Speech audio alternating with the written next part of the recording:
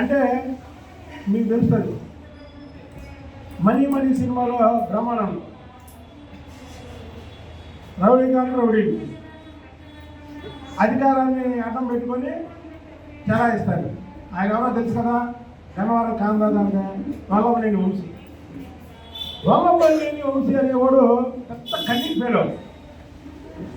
అతను అధికారంలో ఉన్నప్పుడు చంద్రబాబు గారిని, లోకేష్ బాబు గారిని, కుటుంబ సభ్యుల మీద అనేక మాటలు మాట్లాడి తెలుగుదేశం పార్టీ ఆఫీసు తగలబెట్టి దాంట్లో ఇవాళ పారిపోయి అసలు ఎన్నికలైన మరుక్షణమే అక్కడి నుంచి పారిపోయి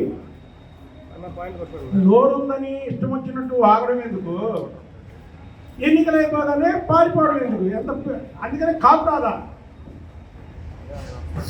ఇప్పుడు ఈ ప్రెస్ మీట్ పెట్టడానికి ఒక ముఖ్య ఉద్దేశం ఏంటంటే,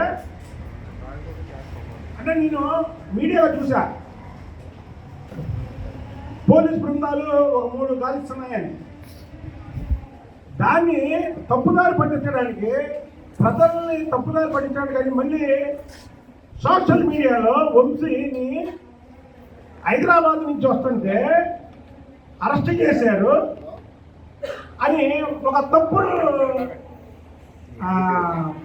ఏమన్నారు ప్రచారం. పారిపోయి ఎక్కడో దాక్కున్నాడు, ఎలికి బొక్కలో దూరినట్టు ఎక్కడో దూరిపోయాడు.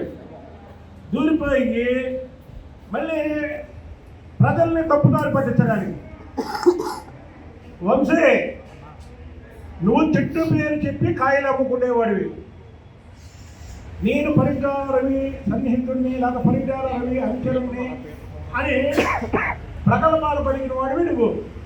ఆ పరిటాల రవి గారి మీద గౌరవంతో నీకు కొంతమంది సరే సహచరులుగానో లేకపోతే మిత్రులుగానో ఉన్నారు. నువ్వు ఆఖరికి పరిటాల రవి గారి ఆస్తులు కూడా దోచావు. హైదరాబాద్లో పరిటాల రవి గారు ఇతని పేరు మీద పెట్టిన ఆస్తులు కూడా దోచాడు. దోచి ఇవాళ ఇతను ఎంత కన్నింగ్ ఫెలో అంటే, విజయవాడ నగరంలో పార్టీ అధ్యక్షుడిగా చేసినప్పుడు మాకు తెలుసు, ఇక్కడ మనిషి ముందు ఒక మాట, మనిషి లేనప్పుడు ఒక మాట. ఎందుకు మారాడో కూడా మిమ్మల్ని మీకు వివరిస్తున్నాను. మొన్నటి వరకు ఇంటెలిజెన్స్ డీజీగా ఉన్నటువంటి ఆంజనేయుల్ని ఒక హాని చేశారు. ఏదో దాని హాని ఏది ట్రాప్ చేసి ఇరికించాడు ఆంజనేయుడు. ఆంజనేయుడు ఏం చేశాడు, డీజీగా వచ్చాడు. అప్పటి వరకు తెలుగుదేశంలో ఉన్నంత వరకు బిల్డప్ ఏంటంటే,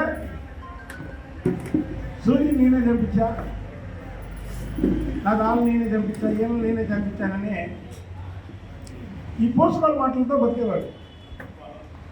ఎప్పుడైతే డీజీగా వచ్చాడో చంద్రబాబు గారు చెప్పారు, అరే నీకు ఎవడన్నా వచ్చాడని నేను ఉన్నా అన్న. చంద్రబాబు అనే వ్యక్తి ఒక పర్వతం అండ, తప్పు చేయలేని వాడికి అండ, తప్పు చేస్తే మాత్రం సొంతవాడన్నా సరే క్షమించడు ఆయన. అంటే మాయ మాటలు చెప్పి భయపడి పారిపోయాడు. ఇవన్నీ ఎందుకు చెప్పాల్సి వస్తుందంటే, లోకేష్ బాబు గారు ఇతని క్యారెక్టర్ మీద అసెస్ చేశారు, నా క్యారెక్టర్ని తగ్గించాడు. అందుకని అసలు క్యారెక్టర్ లేని వ్యక్తి నువ్వు. నీకు క్యారెక్టర్ అనేది ఉందా? నువ్వెవడివి? నీ పొలిటికల్ బ్యాక్గ్రౌండ్ ఏంటి?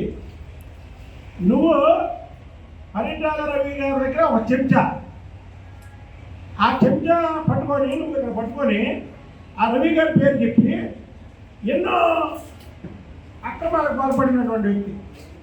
బ్రహ్మలింగం చెరువు, ఈ వంశీతో పాటు ఇంకో 4-5 దాంట్లో మొత్తాయి. నేను ఇప్పుడు ఇవన్నీ ఎందుకు వివరిస్తున్నానంటే, పోలీసులు వంశీని అరెస్ట్ చేయకుండానే పారిపోయి దాక్కొని సోషల్ మీడియాలోని కొన్ని మీడియా ఛానల్ పాపం వాళ్ళు కూడా తీయక సోషల్ మీడియాలో వచ్చినాయే అరెస్ట్ చేసేవారు అనుకున్నారు. వంశీని పోలీసులు అరెస్ట్ చేయలేదు. వంశీ పారిపోయినటువంటి వ్యక్తి.